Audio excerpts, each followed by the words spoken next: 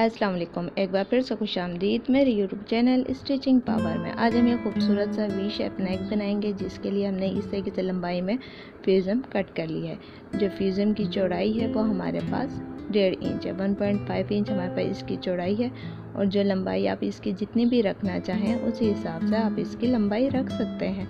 जितना लंबा आप नीचे को नेक की बनाना चाहें उसी हिसाब से। इसके अंदर आगे का हिस्सा और बैक पे जो कॉलर आएगी वो भी इसी फ्यूज़म में ऐड है। जो हमारे पास इसकी लंबाई है वो 27.5 इंच है। इसी तरीके से हमने अपनी ये फ्यूज़म की पट्टी सिंपल कट कर दी है। अब जो फ्यूज़म का हमारा बिल्कुल सेंटर वाला हिस्सा है वहाँ पर हम इस तरीके से एक निशान लगा लेंगे, जो हमारे बिल्कुल बैक नेक पर आएगा। ठीक है, उसी तरीके से हम यहाँ पर निशान लगा लेंगे। निशान लगाने के बाद जितना भी हमारा नेक है बैक नेक, हम उतना यहाँ आधा इस तरफ और आधा दूसरी तरफ निशान लगा लेंगे, हाफ कर लेंगे ना नेक को। जैसे कि मुझे अपना नेक बैक नेक 3 इंच रखना है तो वो खुल के 6 इंच हो जाएगा, तो 3 इंच में निशान यहाँ और 3 इंच इस तरफ लगा लूँगी। ठीक है, इस तरीके से जो हमारा सेंटर वाली ये जो हमारी सेंटर वाली लाइन है ना, इससे 3 इंच यहाँ और 3 इंच वहाँ, उतना आपने हाफ हाफ करना है जितना आपको नेक चाहिए। मुझे 6 इंच चाहिए था तो मैंने 6 को आधा आधा इस तरीके से बांट दिया। अब जो ये आगे वाला हिस्सा है, अब हम अपनी डिज़ाइनिंग इस जगह पर करेंगे और बिल्कुल एक साइड पर करेंगे, हम दोनों साइडों पर नहीं करेंगे। और जो ये हमारी कॉलर है वह कुछ इस तरीके से देखे तैयार होएगी। ये तो अभी मैंने सिंपल वैसे ही रखी है, काफ़ी खुला है, लेकिन ये के बाद में ये दोनों पट्टियाँ एक दूसरे के ऊपर आएंगी तो ये कॉलर बहुत ही अच्छी, बहुत ही खूबसूरत तैयार होगी। अब आप इसकी किसी भी साइड पर डिज़ाइनिंग करना चाहें कर लीजिए।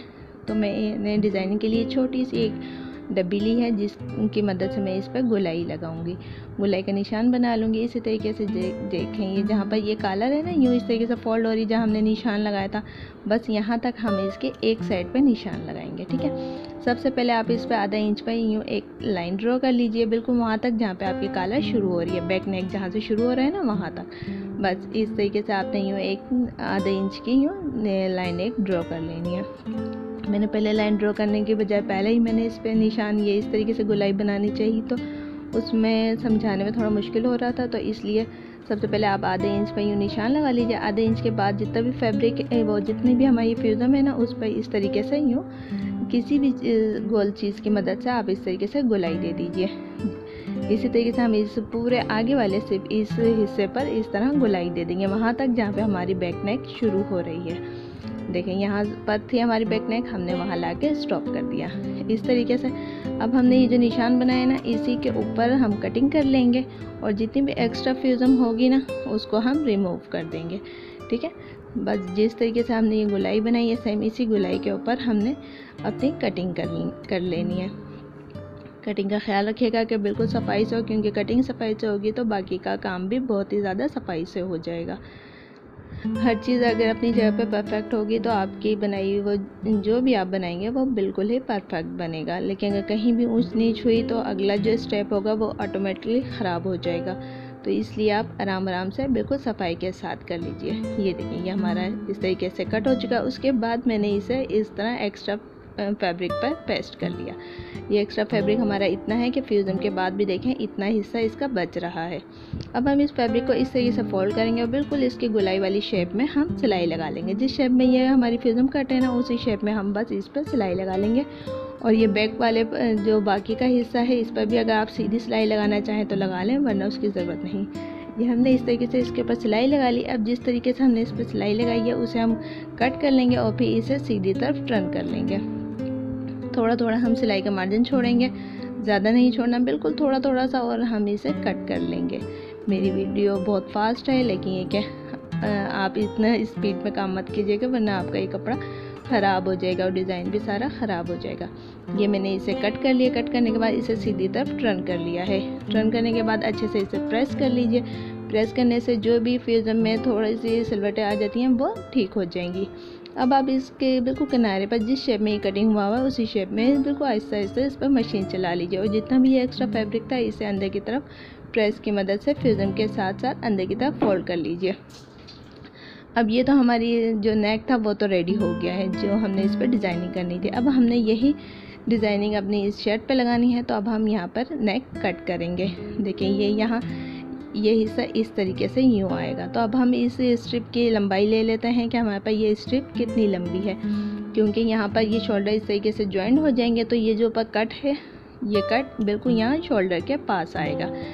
उसी हिसाब से हम पहले इसकी स्ट्रिप की लंबाई देख लेते हैं कि हमारे पास इसकी जो स्ट्रिप हमने तैयार की है वो कितनी है। वो हमारे पास 18 इंच है, लेकिन हमने पूरा 18 इंच का नेक नहीं बनाना, तो हम उससे थोड़ा सा कम कट करेंगे। हम तकरीबन 17.5 इंच पर निशान लगा लेंगे। इस तरीके से हम ये तिरछा इंची टेप रखेंगे, बिल्कुल सीधा नहीं रखेंगे, तिरछा, क्योंकि हमारा नेक भी तिरछा ही स्टिच होगा।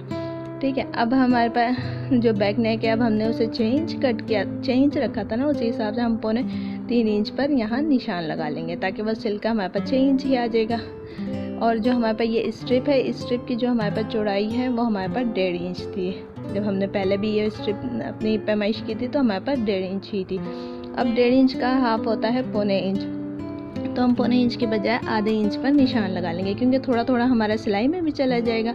तो इसी हिसाब से हम इस पर आधे इंच पर निशान लगाएंगे यहाँ पर। अब इसके बाद आपको जितना गहरा गला रखना हो, मैं इस पर 8 इंच पर निशान लगाऊंगी, क्योंकि बिल्कुल बंद है इस वजह से, वरना मैं 7 इंच पर ही निशान लगाती हूँ। यहाँ से भी हम इस पर आधे इंच पर ही निशान लगाएंगे, इस तरफ से भी जितनी हमें इसकी यहाँ से एक्स्ट्रा कपड़ा कट करना है वो आधे इंच का है। अब हम यहाँ से इस 8 इंच को ऊपर वाले 3.25 इंच से इस तरीके से मिला देंगे और नीचे बिल्कुल ऐसे ही आधे आधे इंच के गैप से यूँ सीधी एक लाइन ड्रॉ कर लेंगे। इसी के ऊपर हम अपना नेक कट कर लेंगे, जो हमने ये इस तरीके से बना लिया। कट होने के बाद ये नेक कुछ इस तरीके से देखें, इस तरह यहाँ पे हमने इसके हल्के हल्के से कट्स लगा दिए। वो इसलिए क्योंकि हमने यहाँ पे आधे इंच का मार्जिन रखा था और थोड़ा सा जो हमने छोड़ दिया था, क्योंकि 0.25 इंच का आना चाहिए था, तो हमने आधा इंच इसलिए रखा था क्योंकि बाकी कट लगेंगे और फिर ये अच्छे से सेट हो जाएगा। अब सबसे पहले हम इन दोनों के शोल्डर ज्वाइन कर लेते हैं। शोल्डर ज्वाइन करने के बाद हमने ये हमारा बिल्कुल सेंटर का कट है जहाँ पे हमारी कॉलर लगेगी। ठीक है, अब इस तरीके से ये हमारे पास अपनी वो कॉलर है जो हमने तैयार की थी स्ट्रिप। अब जो ये सेंटर वाला मार्जिन है ना, जो हमने निशान लगाया था, अब आप चाहें तो इसी के साथ ही रख कर स्टिच कर लीजिए कि इसको इस तरीके से ओपन कीजिए और ये बैक पीस को इसके अंदर इस तरह दीजिए और यहाँ बिल्कुल किनारे किनारे पर सिलाई लगाते जाइए। बिल्कुल इस तरीके से यूँ नीचे को आ जाएगा, सिंपल, कुछ भी नहीं करना है इसके अंदर। और अगर आपको ये लगे कि नहीं इस तरीके से हमारा नेक आगे पीछे हो जाएगा, थोड़ा सा जो डिज़ाइनिंग है वो ख़राब हो जाएगी, तो फिर दूसरा तरीका भी आपको बता देते हैं कि दूसरा तरीका किस तरीके से आप अच्छे से अपना ये नेक का डिज़ाइन नुमाया कर पाएंगी। बस इस स्ट्रिप का मुंह ओपन कीजिए, इसके अंदर अपना शर्ट का पीस रखिए और बिल्कुल किनारे पर इसके सिलाई लगा लीजिए। और अगर इस तरीके से ना हो तो फिर ये जो हमारे शोल्डर के पास जो हमारी ये डिज़ाइनिंग थी ना, ये वाला जो कट है हमारा, इस तरीके से ही इसको बिल्कुल आप शोल्डर के साथ यहाँ पर देखें, ये वाला कट है ना, यहाँ शोल्डर के पास से स्टिच कीजिए। वहाँ बैक नेक को रहने दीजिए, बस इसको यहाँ शोल्डर के पास से स्टिच करना शुरू कीजिए और आगे का ये इतना पीस स्टिच कर लीजिए। जब ये स्टिच हो जाए तो फिर बाकी नेक भी इसी तरीके से स्टिच हो जाएगा। देखेंगे हमारा आगे का नेक इस तरीके से स्टिच हो चुका है। जो हमारे कट लगे थे ये इसी तरीके से हैं, बस हमने पहले एक शोल्डर से स्टिच किया यहाँ से बिल्कुल।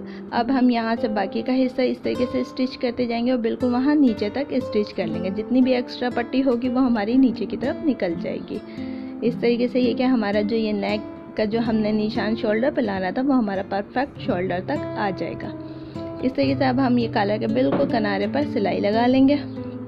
बहुत ही अच्छी से हम यहाँ पर सिलाई लगाएंगे बिल्कुल किनारे पर, ताकि हमारी इसमें बहुत ही अच्छी फिनिशिंग आ सके। लेकिन बिल्कुल किनारे किनारे पर हमने इसके सिलाई लगा लिया। अब हम ये वाला जो सादा वाला है हमारी स्ट्रिप है, जो पट्टी है, उसे हम नीचे की तरफ कर देंगे और जो ये हमारी जिस पे हमने इस तरीके से गोलाई देकर डिज़ाइनिंग की है, इसे इसके ऊपर रखेंगे और जो ये थोड़ी सी एक्स्ट्रा है ना पट्टी, इसको यूँ अंदर की तरफ इस तरह फोल्ड कर लेंगे। यूँ फोल्ड करेंगे और बिल्कुल इसके किनारे पर सिलाई लगा लेंगे। इस तरीके से ये हमारी स्ट्रिप यहाँ पर अच्छे से सेट हो जाएगी। आप सिलाई बिल्कुल उसी गोलाई में उसी शेप में लगा लीजिए जिस शेप में हमारा ये नेक की जो ये पट्टी है कॉलर वाली, ये कट हुई हुई है। इसी तरीके से चाहे तो इधर बॉक्स बना लें, वरना चाहे तो बस ये हाफ गोलाई तक ला के इसको स्टॉप कर लें। इस तरीके से हम यहाँ पर इसके सिलाई लगा लेंगे।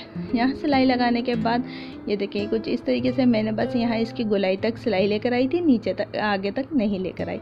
अब इसके बाद आपने जितना अपना नेक ओपन रखना है उतना ओपन रखिए। फिर उसके बाद बाकी पर आप इस तरह जिस तरीके से गोलाई दी हुई है ना, यहाँ पर यूँ सिंपल एक सीधी सिलाई लगा लीजिए। नज़र भी नहीं आएगी, देखिए ये हमारा इस तरीके से हमने यहाँ पर सिलाई लगा ली है और ये बाकी हमारा इसी तरीके से ओपन है। अब आप चाहें तो इसको ऐसे ही रहने दीजिए, वरना तो इसको और खूबसूरत बनाने के लिए इस तरह के मोती का यूज़ कर लीजिए। आपके पास जो भी मोती हो वो इस तरीके से लगा लीजिए। सिंपल इसके साथ साथ यूँ रखकर सुई धागे से टांग लीजिए। मैं भी बिल्कुल इसी तरीके से इसे टांग लूँगी। ये हमारे मोती लगकर बिल्कुल रेडी हैं। देखिए कितना ज़बरदस्त हमारा नेक बन के बिल्कुल तैयार हो चुका है। अगर आपको वीडियो पसंद आए या वीडियो से कुछ भी देखने को मिला हो या सीखने को मिला हो तो हमारे वीडियो को लाइक और शेयर कर दीजिएगा। मिलते हैं एक नई वीडियो के साथ इंशाअल्लाह। अल्लाह हाफिज़।